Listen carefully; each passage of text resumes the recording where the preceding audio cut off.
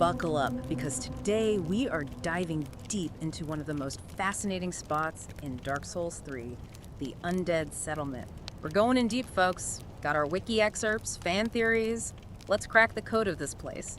It seems straightforward, but something tells me there's more to this corner of Lothric than meets the eye. You say straightforward, and that's where things get really interesting. See, the Undead Settlement, not just some slapped-together shacks. This is a whole community barely holding on. We're talking about a place defined by that curse, and the lengths people will go to just to make it through the day. Okay, color me intrigued. So we're not just talking about your run-of-the-mill zombie horde situation here. Not even close.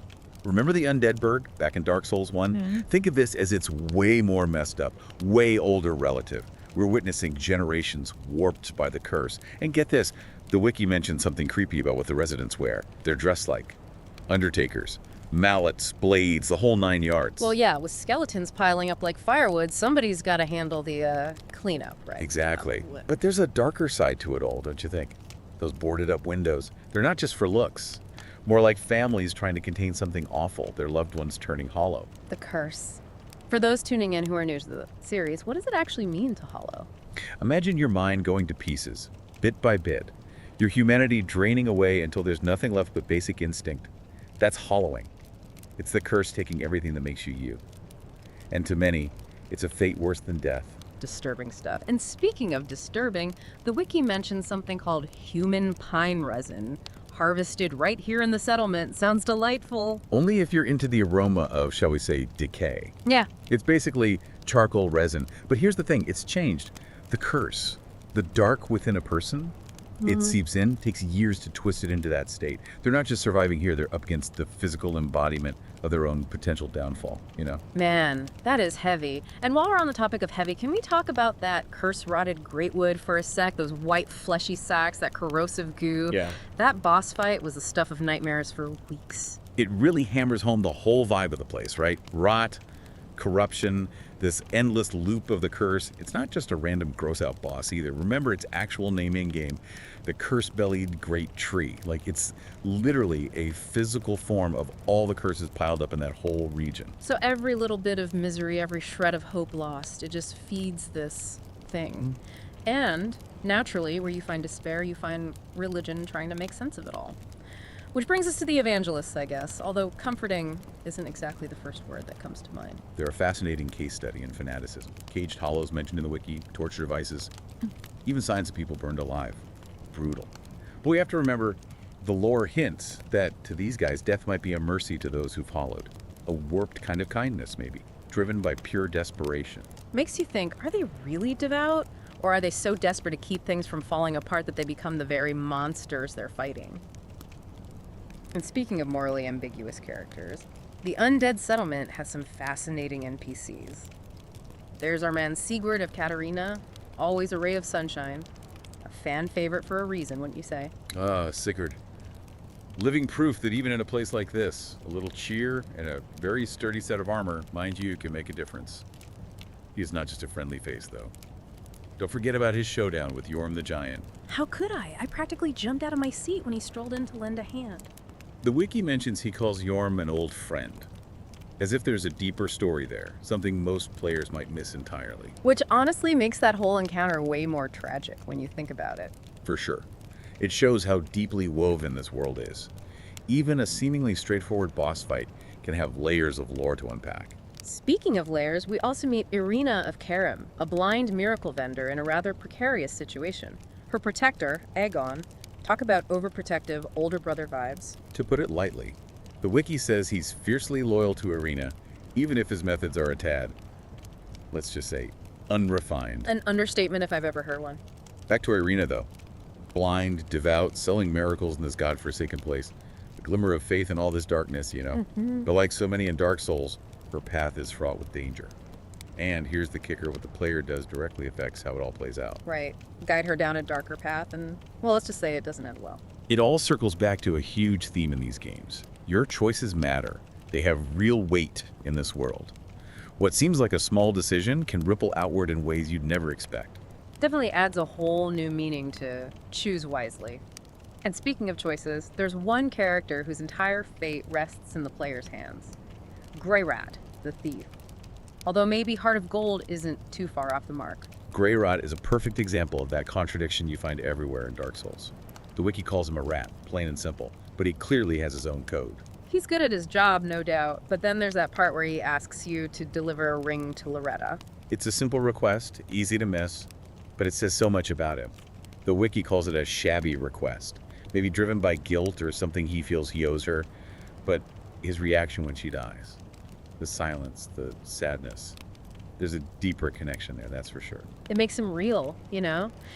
Which you don't always get in these games, especially with someone first presented as a thief. And that's what makes the Undead Settlement so compelling. It's not just monsters and misery. It's a place where people lived, loved, and, well, met some pretty awful ends. Which makes all those boarded up homes hit even harder, right? Each one is a story untold, another life claimed by the curse. It really drives home how carefully crafted the world of Dark Souls 3 is, wouldn't you say? No question. Even a place that seems insignificant like the Undead Settlement has these layers to dig into.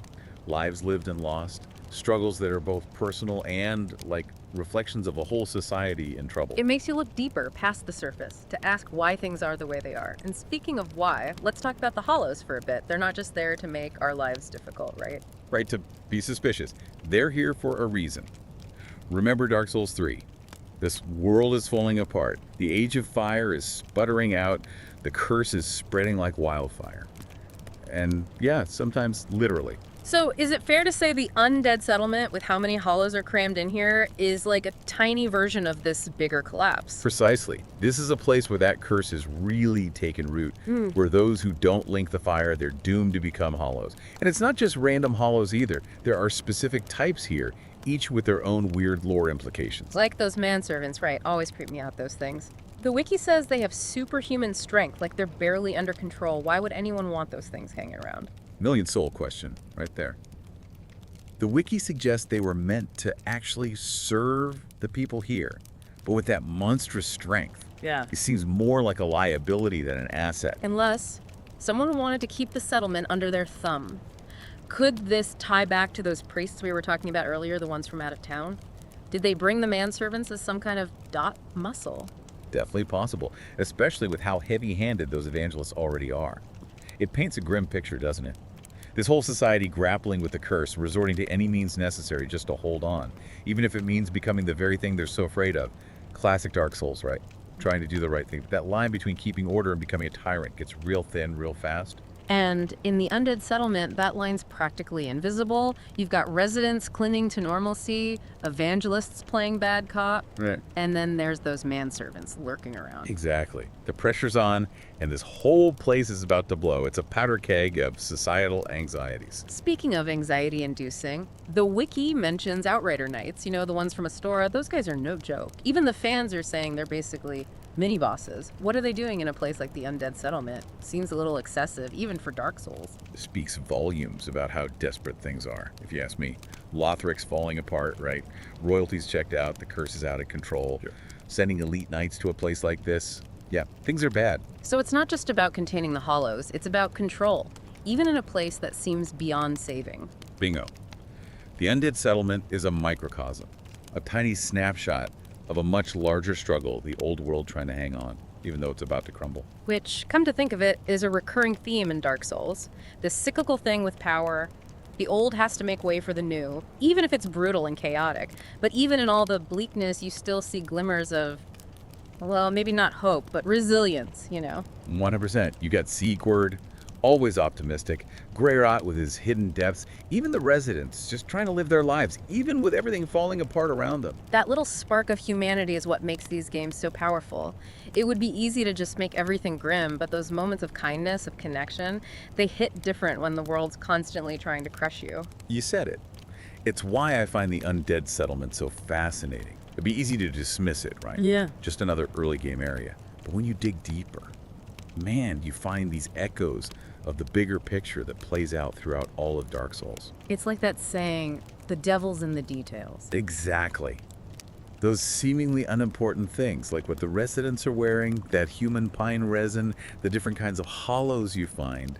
It all builds up this picture, this deeper understanding of the world. It's why I love these deep dives. You start with what seems like a simple question, like, what's the deal with the Undead Settlement? And suddenly you're down this rabbit hole of lore and connecting dots you never even thought about before. It's about looking past the surface, Huh. challenging those first impressions you might have about the game. And isn't that what makes Dark Souls so rewarding? It doesn't just give you answers, you have to earn them. You have to piece them together from scraps of dialogue, item descriptions, even where enemies are placed. Speaking of piecing things together, let's get back to the curse-rotted Greatwood for a second. We talked about how it embodies those themes of decay and the cycle of the curse, but I think there's more to it. I'm all ears. That boss fight still gives me the creeps, so I'm happy to hear any insights you've got. Think about where you find it in the game. It's not just some random roadblock.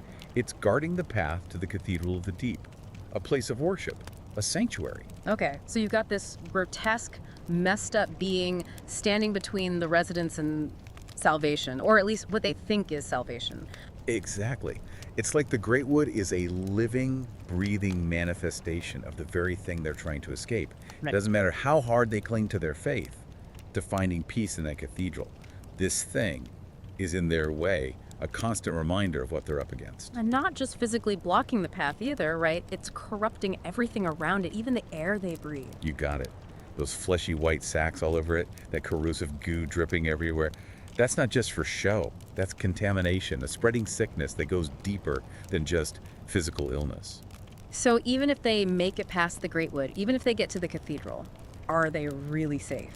Or has the curse already sunk its teeth in so deep that they can never escape it? Those are the questions the game makes you ask, right? And it's what makes the curse-rotted Greatwood such a brilliant example of environmental storytelling.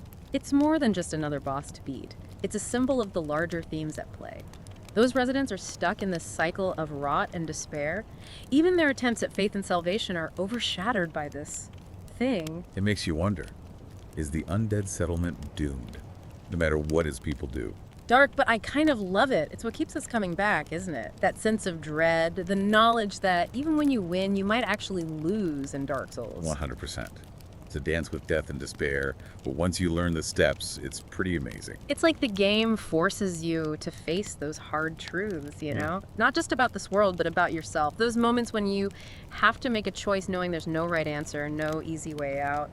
That's Dark Souls in a nutshell, don't you think? It really is. It challenges everything you think you know, makes you second guess yourself, and then face the consequences. And nowhere is that clearer than in the Undead Settlement. It just goes to show, even the little things, the places you might just walk through and forget, they all have meaning. The devs really went all in on building this world. Every cracked wall, every flickering light, it's all telling you something. Which leads to the big question, right? What do we take away from a place like the Undead Settlement? We've got the curse, the struggle to survive, those little flickers of humanity, but what's it all mean in the grand scheme of Dark Souls 3? And that's the beauty of it, yeah. There's no one answer, no right or wrong interpretation. It's on us, the players, to fit those pieces together and figure it out.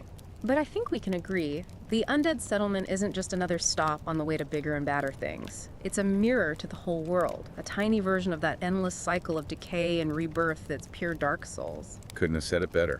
A reminder that even when things are at their worst, even when it seems like all hope is gone, there's still something there. A spark of humanity buried deep down. Maybe twisted and broken, but still flickering. And it's our choice whether we try to nurture it or snuff it out. Man, that's, yeah, kind of bleak but hopeful too, in a weird way. We still have choices, even in a world like this, to hold on to hope, to find something to fight for, or just give in. That right there, that push and pull between light and dark, that's what makes Dark Souls, and the Undead Settlement especially, so captivating. Well said.